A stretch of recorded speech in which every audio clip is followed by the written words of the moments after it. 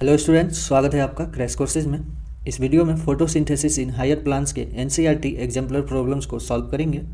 NCERT exemplar problems NEET के लिए काफ़ी इंपॉर्टेंट होते हैं, तो चलिए स्टार्ट करते हैं फर्स्ट क्वेश्चन से।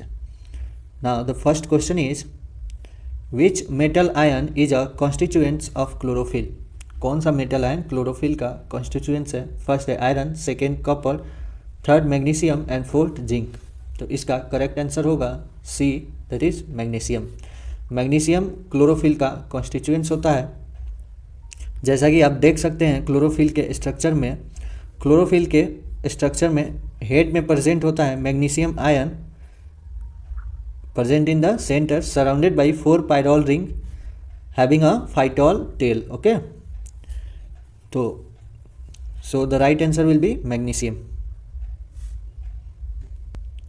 Which pigment acts directly to convert light energy to chemical energy? कौन सा पिगमेंट लाइट एनर्जी को डायरेक्टली केमिकल एनर्जी में कन्वर्ट करता है? फर्स्ट ऑप्शन है chlorophyll A, second option chlorophyll B, third xanthophyll and fourth one is carotenoid. तो इसका correct answer होगा A, chlorophyll A. Chlorophyll A light energy को directly chemical energy में convert करता है, जबकि क्लोरोफिल बी, जेंथोफिल और कैरोटीनॉइड एसेसरी पिगमेंट्स कहलाते हैं,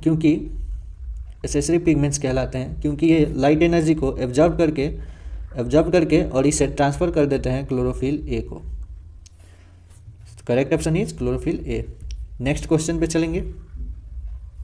next question is which range of wavelength in nanometer is called photosynthetically active radiation. तो हमें बताना है कि वेवलेंथ के किस रेंज को हम लोग फोटोसिंथेटिक एक्टिव रेडिएशन कहते हैं। फर्स्ट ऑप्शन है 100 to 390 nanometer, second 390 to 430, third 400 to 700 nanometer and option D is 760 to 10,000 nanometer. तो इसका करेक्ट आंसर होगा C, that is 400 to 700 nanometer. जैसा कि हम जानते हैं कि प्लांट सिर्फ 400 से 700 नैनोमीटर के बीच के लाइट को ही एब्जॉर्ब करता है और इसे फोटोसिंथेटिक में यूज करता है, इसलिए इन्हें हम PAR के नाम से जानते हैं, photosynthetic active radiation. Now the next question is, now question number 4 is which light range is least effective in photosynthesis. Photosynthesis में कौन सा लाइट रेंज सबसे कम इफेक्टिव होता है? फर्स्ट ऑप्शन है blue, second green, third red या फिर fourth violet. तो इसका करेक्ट आंसर होगा B, that is green. Green light least effective होता है फोटोसिंथेसिस में, और इसीलिए क्या होता है कि क्लोरोफिल और जहाँ तक हम जानते हैं लीव्स क्या करता है, ग्रीन लाइट को रिफ्लेक्ट कर देता है, सबसे कम ग्रीन लाइट को एब्जॉर्ब करता है, मैक्सिमम ग्रीन लाइट्स को रिफ्लेक्ट कर देता है, और इसीलिए क्लोरोफिल का कलर क्या आता है? क्लोरोफिल का कलर होता है ग्रीन, क्योंकि ये ग्रीन लाइट को रिफ्लेक्ट कर देता है।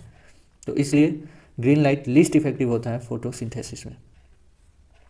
Next question, question number 5, chemosynthetic bacteria obtained energy from. Chemosynthetic bacteria energy कहाँ से ऑब्टेन करते हैं? फर्स्ट है sun, second infrared rays, third organic substances and fourth is inorganic chemicals. तो इसका करेक्ट आंसर होगा D, inorganic chemicals.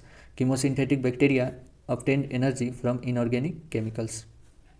Is energy required for ATP synthesis in photosystem 2 comes from. ATP synthesis के लिए जो ऊर्जा का ज़रूरत पड़ता है फोटोसिस्टम 2 में, वो कहाँ से आता है? First option proton gradient, second electron gradient, third reduction of glucose and fourth is oxidation of glucose. तो इसका करेक्ट आंसर होगा A, that is proton gradient. Proton gradient form होता है जिससे कि एनर्जी प्रोड्यूस होता है, और इस एनर्जी को हम यूज करते हैं ATP सिंथेसिस के लिए with the help of enzyme ATP synthase. Next question, question number 7, during light reaction in photosynthesis the following are formed. Photosynthesis के लाइट रिएक्शन के दौरान फ्लोइंग्स आर फॉर्म्ड। फर्स्ट है ATP and sugar, second hydrogen O2 and sugar, third ATP hydrogen and oxygen, and fourth is ATP hydrogen and oxygen donor. तो इसका correct option होगा C, that is ATP hydrogen and oxygen. हम जानते हैं light reactions के दौरान क्या क्या फॉर्म होता है। लाइट रिएक्शन के दौरान फॉर्म होता है ATP और फॉर्म होता है hydrogen and oxygen. Okay, so correct option is C. Next question, dark reaction in photosynthesis is called so because. Photosynthesis में डार्क रिएक्शन क्यों कहा जाता है? फर्स्ट है it can occur in dark also, second है it does not depend on light energy, third it can't occur during day light, and fourth is it occurs more rapidly at night. तो इसका correct answer होगा it does not depend on light energy. क्या है कि dark reaction directly light energy पे depend नहीं करता है, ये लाइट रिएक्शंस के प्रोडक्ट पे डिपेंडेंट होता है। ओके, तो लाइट रिएक्शन का प्रोडक्ट जैसे कि ATP। ठीक है, तो next question, question number 9, PEP is primary CO2 acceptor in.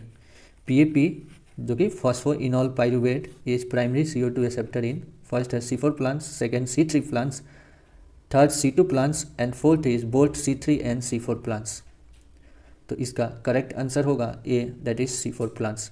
Phosphoenol pyruvate primary CO2 acceptor होता है C4 प्लांट्स में, ओके, और जबकि C3 प्लांट्स में होता है RUBP। Okay, now next question, question number 10, splitting of water is associated with.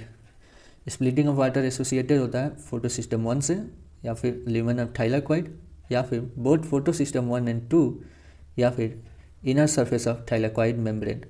तो इसका करेक्ट आंसर होगा D, that is inner surface of thylakoid membrane से एसोसिएटेड होता है splitting of water. Next question, question number 11, the correct sequence of flow of electrons in the light reaction is. Light reaction में electron के flow का correct sequence बताना है। First option है photosystem 2, then plastoquinone, then cytochromes, then photosystem 1 and then ferredoxin. वैसे ही 4 option से आप रीड कर लीजिए और आप बताएं कि कौन सा करेक्ट सीक्वेंस है लाइट रिएक्शंस का। नंबर ए, ठीक है। फ्लो ऑफ इलेक्ट्रॉन कैसे होता है? फोटोसिस्टम 2 से रिसीव करता है प्लास्टोक्विनॉन, फिर ये ट्रांसफर करता है साइटोक्रोम्स को, ये ट्रांसफर करता है photosystem 1 and then ferredoxin. Correct option हो गया ए। नेक्स्ट क्वेश्चन पे चलेंगे, question number 12, the enzyme that is not found in C3 plants is. हमें उस एंजाइम का नाम बताना है जो C3 प्लांट्स में प्रेजेंट नहीं होता है या C3 प्लांट्स में नहीं पाया जाता है। फर्स्ट है RUBP कार्बोक्सिलेज, सेकेंड है PEP कार्बोक्सिलेज, थर्ड है NADP रिडक्टेज एंड फोर्थ है ATP सिंथेज। तो इसका करेक्ट आंसर होगा B, PEP carboxylase. PEP carboxylase पाया जाता है C4 प्लांट में, ठीक है, क्योंकि प्राइमरी CO2 एक्सेप्टर होता है C4 प्लांट में PEP, ठीक है, जिसके इसका कार्बोक्सिलेशन कराता है PEP कार्बोक्सिलेज और फॉर्म करता है OAA। तो करेक्ट ऑप्शन क्या हो गया? बी। नेक्स्ट क्वेश्चन पे चलेंगे, is the reaction that is responsible for the primary fixation of CO2 is catalyzed by। तो first option is RUBP carboxylase, second is PEP carboxylase, third is RUBP carboxylase and PEP carboxylase and fourth is PGA synthase। तो हमें पूछा जा रहा है कि उस enzyme का नाम बताना है जो रिस्पॉन्सिबल होता है प्राइमरी फिक्सेशन ऑफ CO2 के लिए। तो करेक्ट ऑप्शन होगा C, that is RUBP carboxylase and PEP carboxylase. RUBP carboxylase C3 plant में यूज होता है और PEP कार्बोक्सिलेज C4 प्लांट में। ये दोनों प्राइमरी फिक्सेशन ऑफ CO2 के लिए रिस्पॉन्सिबल होते हैं। Next question, question number 14, when CO2 is added to PEP the first stable product synthesized is. जब PEP का कार्बोक्सिलेशन होता है, फॉस्फोइनॉल पाइरुवेट का कार्बोक्सिलेशन होता है, तो पहला स्टेबल प्रोडक्ट क्या होता है? Pyruvate, glyceraldehyde 3 phosphate, third option is phosphoglycerate and fourth is oxalo acetate. तो इसका करेक्ट आंसर होगा डी, दैट इज ऑक्जेलो एसीटेट, जिसे हम कहते हैं OAA। ठीक है, ये C4 प्लांट में PEP के कार्बोक्सिलेशन से फॉर्म होता है OAA, first stable product. So thank you students, अगर ये वीडियो आपको पसंद आया हो तो लाइक शेयर एंड सब्सक्राइब करें। मिलते हैं नेक्स्ट वीडियो में।